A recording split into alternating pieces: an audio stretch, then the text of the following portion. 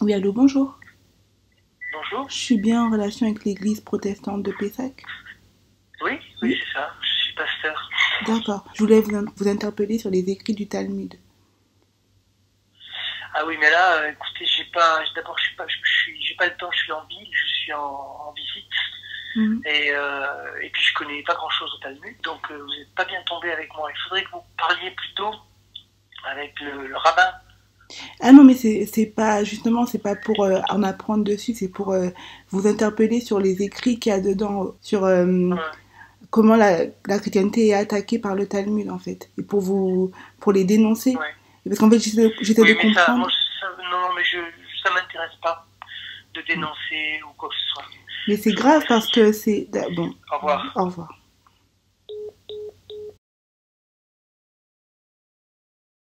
Jésus, d'après la Torah, d'après les écrits du Talmud qui ont été censurés par les Juifs, aujourd'hui ils sont de nouveau édités. Dans la majorité des éditions occidentales, dans toutes les éditions occidentales, les passages relatifs à Jésus ont été censurés par les Juifs eux-mêmes. Mais dans toutes les éditions orientales du Talmud, ces passages sont restés parce qu'on n'a aucun problème avec Jésus dans le monde oriental. Voilà.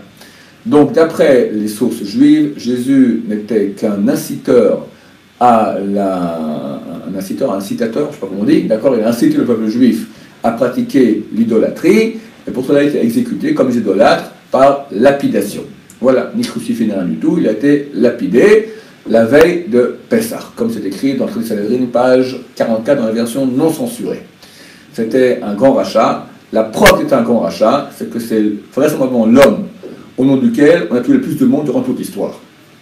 En tout cas, le peuple juif, c'est lui qui était la source de toute la souffrance du peuple juif, la plus grande de toute l'histoire, et il s'en va même dans le monde entier. Et il est impossible, si c'était un homme qui était un tzaddik, que Dieu aurait laissé qu'un pauvre tzaddik, au nom de lui, on va maintenant faire autant de massacres, impossible. Donc forcément, ce n'était pas un tzaddik, c'était un grand, grand rachat. C'est un des seuls juifs à propos duquel on a le droit de dire « Imar Shmo », que son nom soit effacé. On dit ça sur jamais personne, à part deux personnes. Jésus et Shabtatsi, le faux messie qui vivait à 400 ans environ. D'accord? Donc il est absolument impossible que quelqu'un se converse au judaïsme et continue à croire dans son cœur à Jésus. C'est un non-sens total. C'est comme s'il mange du porc toute la journée et il dit « Je suis un bon juif ». Et le porc, c'est moins grave que Jésus.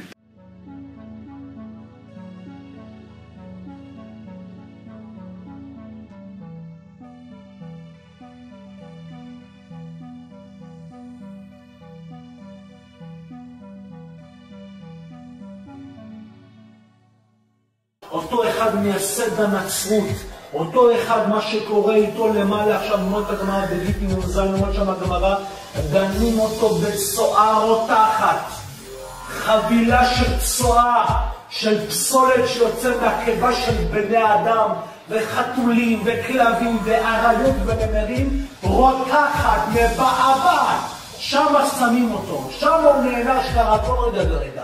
זה ככה, את זה לא הבאתם, כל הכנסיות, כל הצלבים שלהם, הצלב הגדול הזה על הארו בברזיל, מתפוצץ לרסיסים, לכל העולם, וכולם יראו את זה.